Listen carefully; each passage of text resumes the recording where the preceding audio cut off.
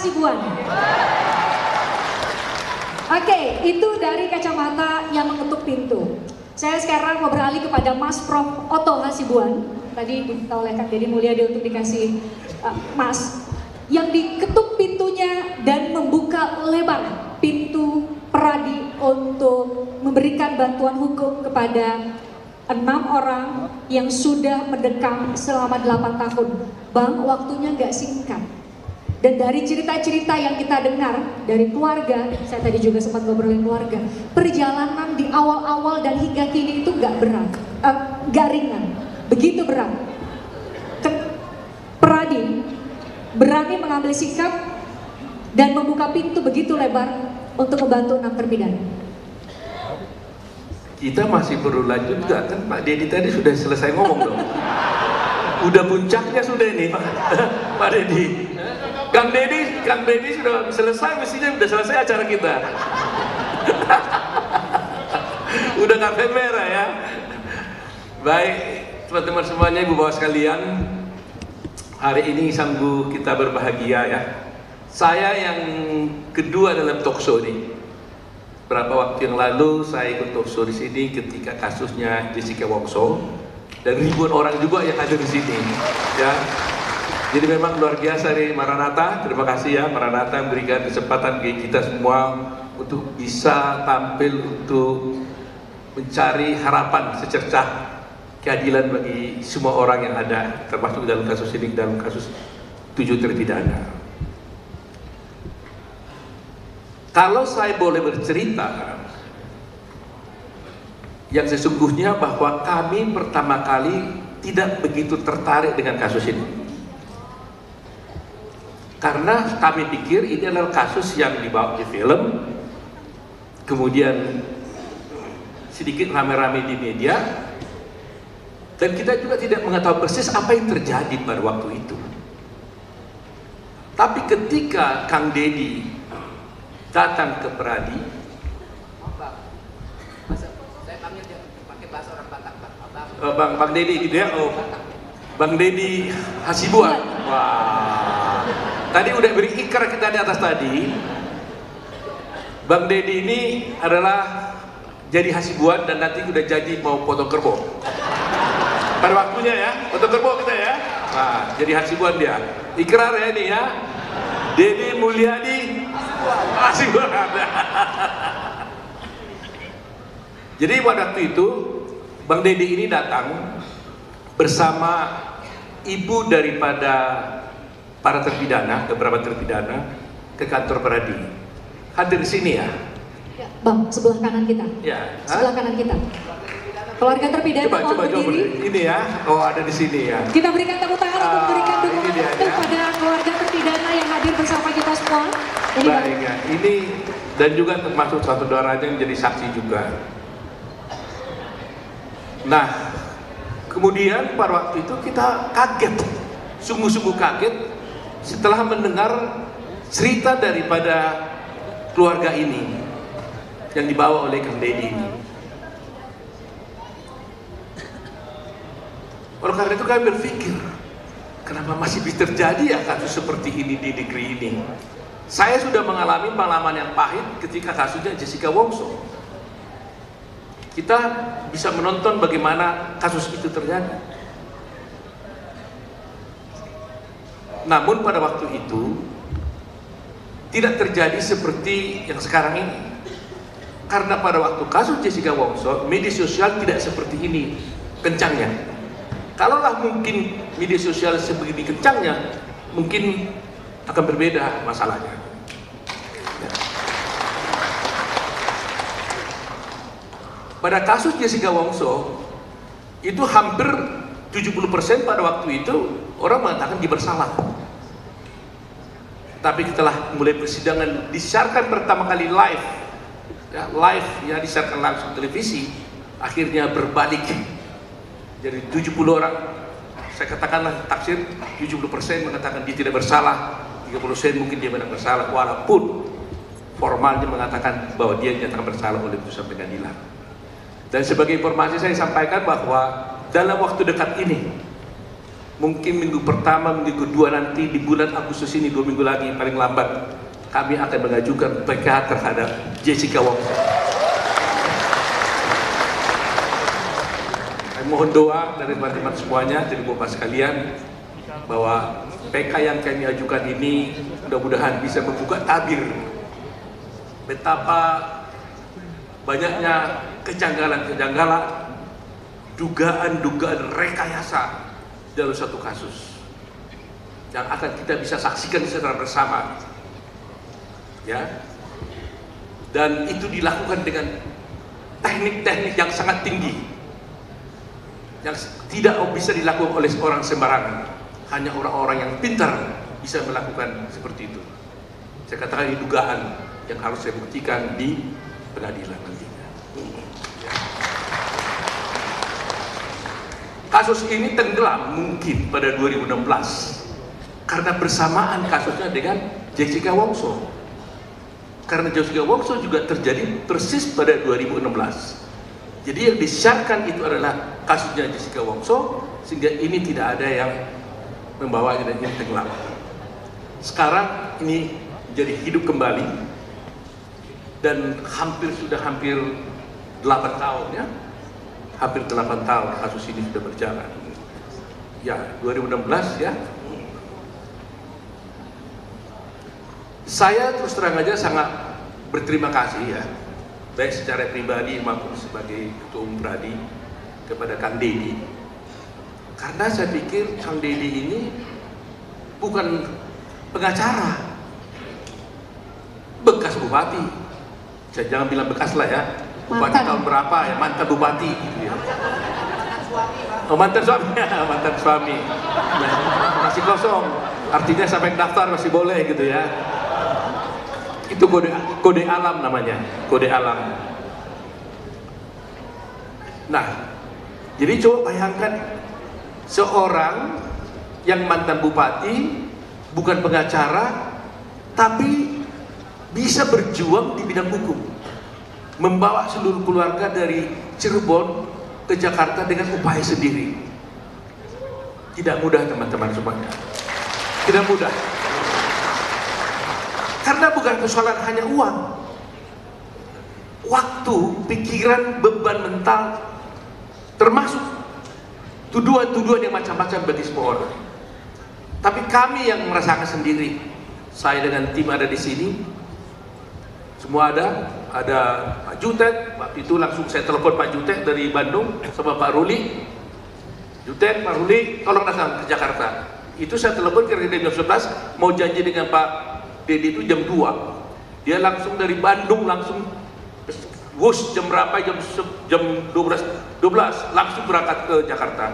Kita terima tim dari Kang Deddy dan semua keluarga. Saya katakan hari ini Pradi mendapat kehormatan untuk diberikan kesempatan oleh Tuhan Yang Maha Kuasa untuk bisa berbakti membela suatu keadilan di Republik ini. Ini bukan beban, ini tanggung jawab kami sebagai Pradi. Ini kehormatan kami untuk membela rakyat-rakyat yang tertindas.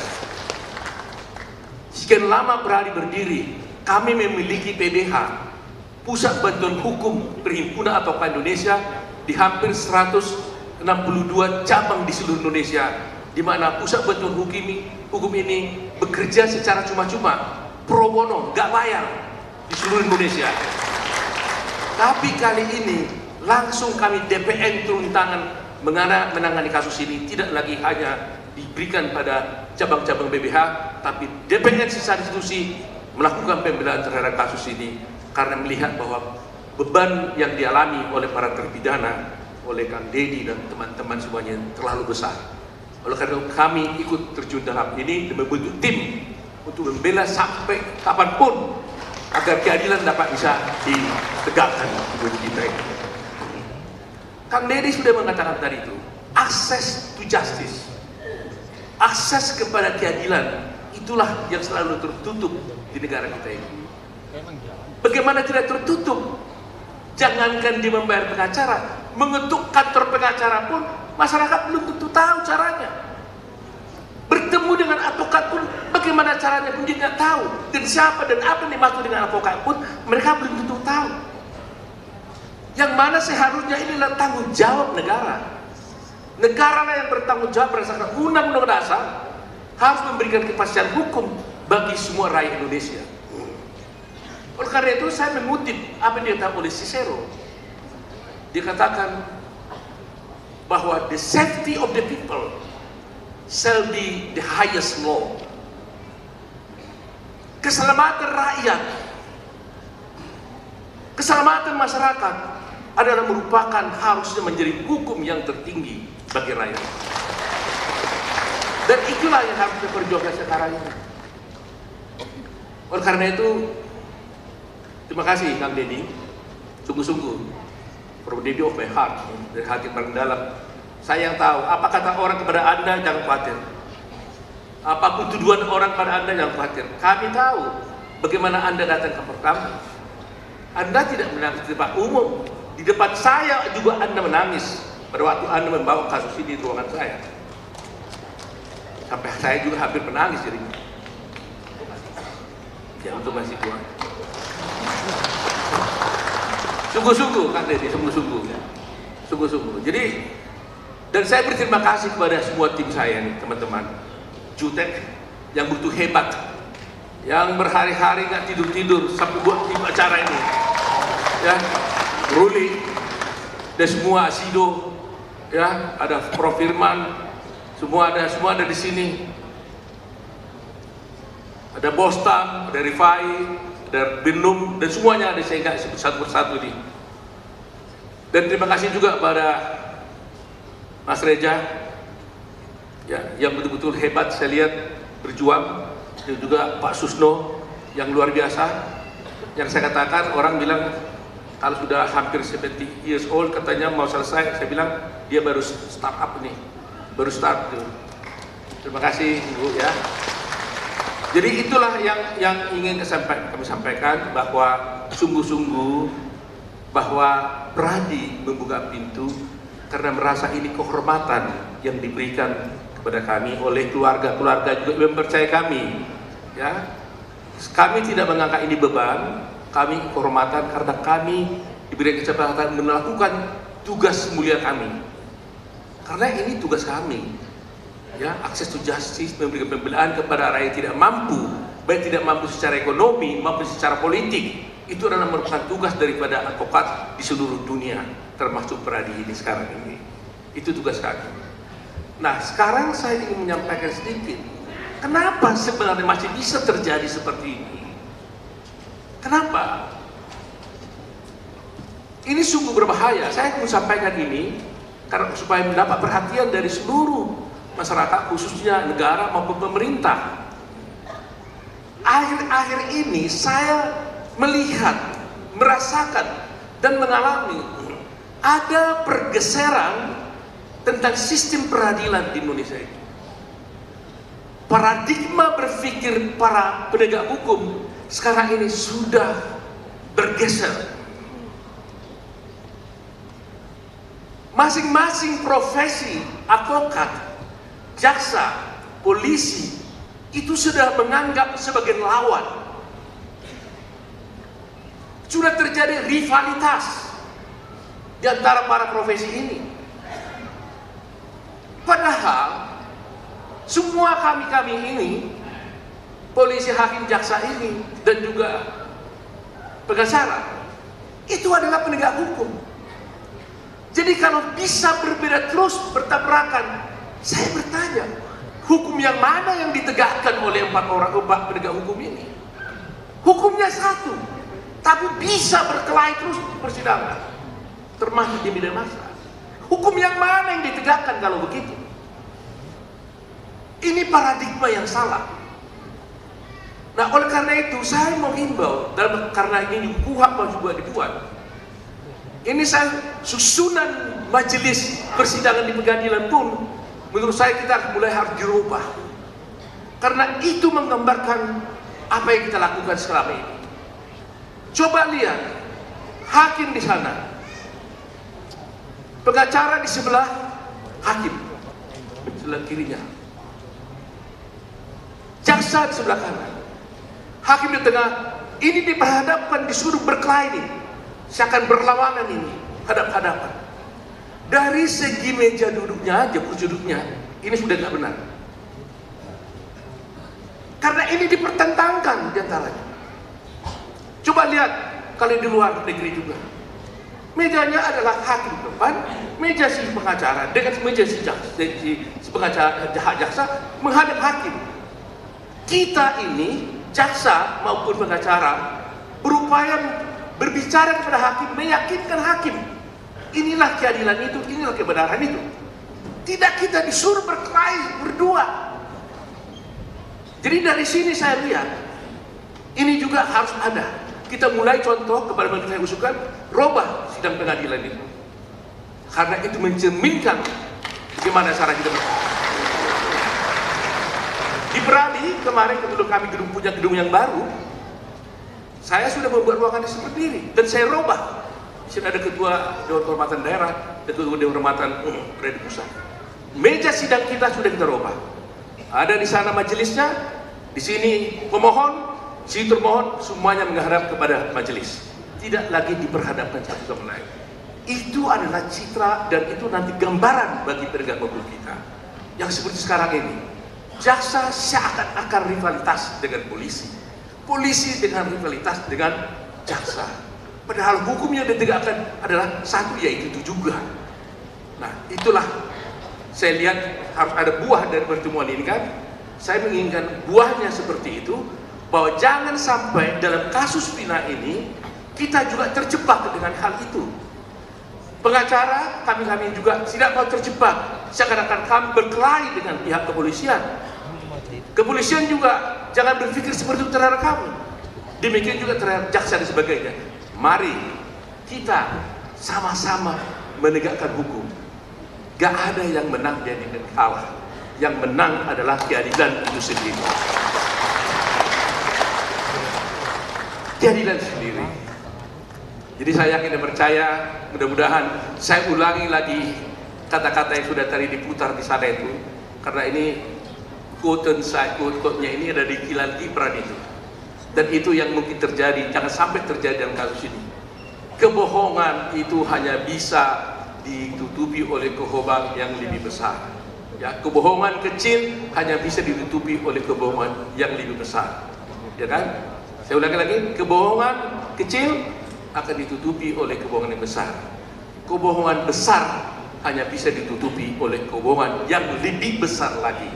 Sampai akhirnya kebohongan itu sendiri bercerita tentang kebohongan itu sendiri. Jangan sampai itu terjadi dalam kasus ini. Oleh karena itu, mudah-mudahan semua ada di sini yang datang di sini 5.000 orang. Saya yakin inilah orang-orang yang menambahkan keadilan di sini. Betul tidak? Betul tidak? Kalau Anda tidak mendapatkan keadilan, kebenaran, Anda tidak mungkin mengeluarkan uang, waktu, dan pikiran datang ke sini. Benar? Terima kasih kepada ibu sekalian.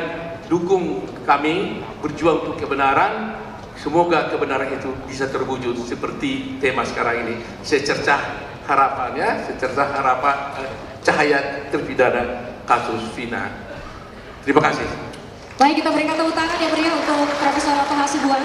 Tadi saya tidak bisa menggunakan kata menarik, tapi itu semoga menjadi diskursus publik bahwa dalam banyak kasus kita dihadapkan pada fakta bahwa semua pihak yang hadir di persidangan, semua APH justru lebih ke, dan sederhananya adalah menang-menang untuk mencari kebenaran,